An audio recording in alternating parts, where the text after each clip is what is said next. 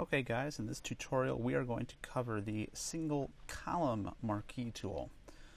So if you go to your second selection down here under the Marquee Tools, and we're going to scroll down all the way to the bottom right here to the Single Column Marquee Tool, and let go. Okay, so as you can see with all the other Marquee Tools, we're going to have this crosshair hatch, and we're going to be on the new selection again, just like the Single Row Column Marquee Tool, or the Single Row Marquee Tool, and the Rectangle Marquee Tool, and the Elliptical Marquee Tool. This Single Column Marquee Tool is going to have the same options up here, where you can do multiple selections, you can do a subtraction of a selection, or you can do a intersection of a selection. Of course you can feather, but with one column selected, it's kind of pointless to feather. There's not really any anti-aliasing in this because of it's a square. There's really no need for an anti-aliasing, and there is going to be the refine edge option in this as soon as we select something. So let's go ahead and start selecting something.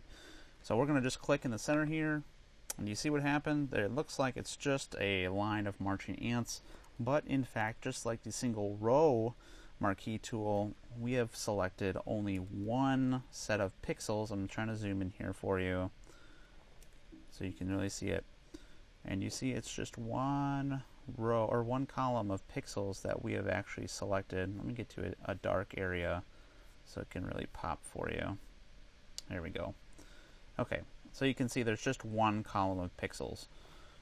Just like the other Marquee tools, as I mentioned, you can select multiples by selecting this multiples button. See how there? I'm just selecting multiples, and if I go ahead and click the subtract, well, looky there, I can subtract my selections.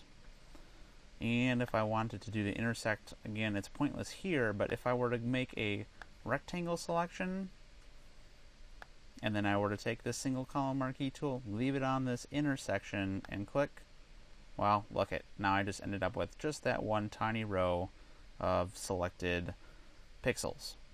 And if I were to take the Rectangle Marquee Tool, make a rectangle, then I were to go back to my Single Column Marquee Tool and collect this subtraction, I can go ahead and subtract certain parts, and kind of like what I said before in the Single Row Marquee Tool, this might be useful for a form or getting something very particular like windows, if they're only differentiated by maybe a one or two row of pixels.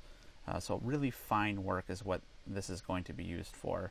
Again, you will have the refine edge options with these, but mostly you're probably not going to use this single column selection tool that much either. But that is the Single Column Marquee Tool.